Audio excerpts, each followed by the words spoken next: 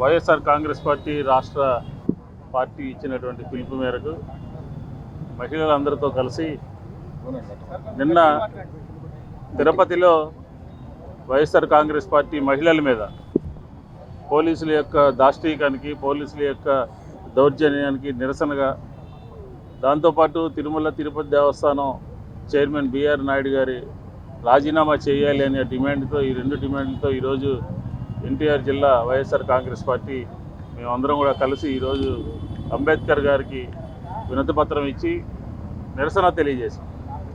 చంద్రబాబు నాయుడు గారి ప్రభుత్వం వచ్చిన తర్వాత ఆంధ్రప్రదేశ్లో జరుగుతున్నటువంటి పరిణామాలు ఏంటి అని చెప్పని, ఒక సుప్రసిద్ధమైనటువంటి దేవాలయం, భారతదేశమే కాదు యావత్ ప్రపంచం అంతా కూడా వెంకటేశ్వర స్వామిని ఆరాధిస్తున్నటువంటి, కొలుస్తున్నటువంటి దేవాలయానికి సంబంధించినటువంటి చైర్మన్ యొక్క అశ్లీల వీడియోలు బయటపడితే దాని మీద చంద్రబాబు నాయుడు గారు ఎందుకు యాక్షన్ తీసుకోలేకపోయారు?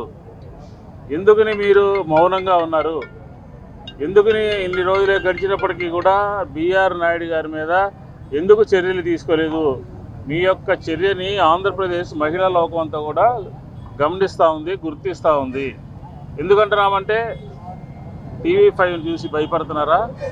మీకు వ్యతిరేకంగా తయారవుతారని భయపడుతున్నారా?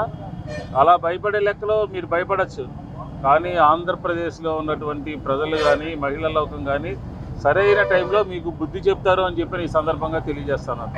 మీకు ఆలోచన రాకపోతే, మీకు మీ బుర్రలో రాకపోతే, జగన్మోహన్ రెడ్డి గారు అదే తిరుమల తిరుపతి దేవస్థానంలో మాకు సంబంధించినటువంటి SCBC చైర్మన్ని ఇమ్మీడియట్గా చిన్న అంశం బయటకు వస్తే ఇమ్మీడియట్గా తొలగించడం జరిగింది.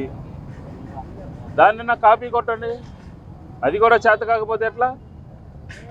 మళ్ళీ అతన్ని మీరు కూటమిలో చేర్చుకున్నారు. మహిళల మీద, మహిళలతో అసభ్యంగా ప్రవర్తించినటువంటి వాళ్ళని మేము చర్యలు తీసుకుంటే మీరేమో కూటమిలో మళ్ళీ జాయిన్ చేసుకున్నారు. ఆంధ్రప్రదేశ్లో కూటమి మహిళలు ఏం చేస్తూ ఉన్నారు? కూటమికి సంబంధించిన ఎమ్మెల్యేలు మహిళల్ని ఇబ్బంది పెడతా ఉన్నారు. మహిళలకి ఫోన్ కాల్ చేయడము, అసభ్యంగా ప్రవర్తించడము, రకరకాలైనటువంటి కార్యక్రమాలకి మీ ప్రజాప్రతినిధులు పాల్పడుతున్నారు అంటే అసలు మీరంటే భయం ఉందా? బిఆర్ నాయుడికి మీకు రాజీనామా చేయించలేనటువంటి పరిస్థితిలో ఉంటే మీరు ముఖ్యమంత్రికి కూడా రాజీనామా చేయండి. ముఖ్యమంత్రికి కూడా పనికిరారని చెప్పని ప్రజలు భావిస్తూ ఉన్నారు. ఇలాంటి తరుణంలో తిరుపతిలో నిన్న జరిగినటువంటి మహిళల మీద దాడిని మేమందరం కూడా తీవ్రంగా ఖండిస్తూ ఉన్నాం. ఇది తిరుపతి దేవస్థానమే కాదు, నిన్న విశాఖపట్నంలో కూడా ఒక వీడియో బయటపడింది ఒక చైర్మన్ది. యావత్ ఆంధ్రప్రదేశ్లో ఆలయాలు భ్రష్టు పట్టించేస్తున్నారు, హిందూ ధర్మాన్ని భ్రష్టు పట్టించేస్తున్నారు. ఎవరన్నా క్వశ్చన్ చేస్తే, ఎవరన్నా ప్రశ్నిస్తే వాళ్ళ మీద పోలీసులతో లాఠీచార్జ్ చేస్తున్నారు, పోలీసులతో కేసులు పెట్టిస్తూ ఉన్నారు. ఇదేనా ప్రజాస్వామ్యం ఆంధ్రప్రదేశ్లో? ఇది ఆంధ్రప్రదేశ్లో రెడ్ బుక్ రాజ్యాంగం నడుస్తుంది.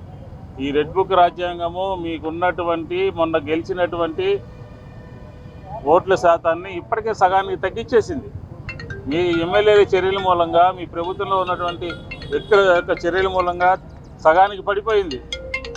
మాకు సంబంధించినటువంటి వైఎస్ఆర్ కాంగ్రెస్ పార్టీ నాయకులు ఎక్కడన్నా కోడిని కోస్తేనో, రోడ్డు మీదకి వస్తేనో, కేకులు కట్ చేస్తేనో 307 పెడతారా? తెనాల్లో దళితుల మీద రోడ్డు మీద కూర్చోబెట్టి లాఠీచార్జ్ చేస్తారా? గోపాలపురంలో రోడ్డు మీద నడిపిస్తారా? మరి మీ ఎంపీని ముసుగేసి స్టేషన్ బయలు ఎందుకు ఇప్పించారు? అప్పటికప్పుడు ఎందుకు అర్జెంటుగా పంపించారు? రోడ్డు మీద నడిపించద్దా? వెనకాల నుంచి పంపించారు. రోడ్డు మీద నడపరా ఈ పోలీస్ యంత్రాంగం? పోలీసులకు ఇదే చెప్తా ఉన్నాం, దగ్గర పడింది, సగం గవర్నమెంట్ అయిపోయింది, ఇంకా సగం గవర్నమెంట్ ఉంది. మీరు గుర్తుపెట్టుకోండి, న్యాయబద్ధంగా, చట్టబద్ధంగా, రాజ్యాంగబద్ధంగా పనిచేయండి. అంతే తప్ప ఎల్లో మీడియా లేకపోతే తెలుగుదేశం ప్రభుత్వం చెప్పినట్టుగా చేస్తే తెలుగు మహిళలాగా, తెలుగు యువతలాగా, తెలుగు పోలీసులాగా మీరు తయారయ్యారంటే మాత్రం ఖచ్చితంగా మా దగ్గర డిజిటల్ బుక్ ఉంది, ఆ బుక్లో ఎక్కుతారు. మేము ఎక్కడ కూడా వైలేషన్ చేయట్లేదు, రాజ్యాంగబద్ధంగా మేము ఒక పోరాటం చేస్తున్నాం ఒక ప్రభుత్వం మీద.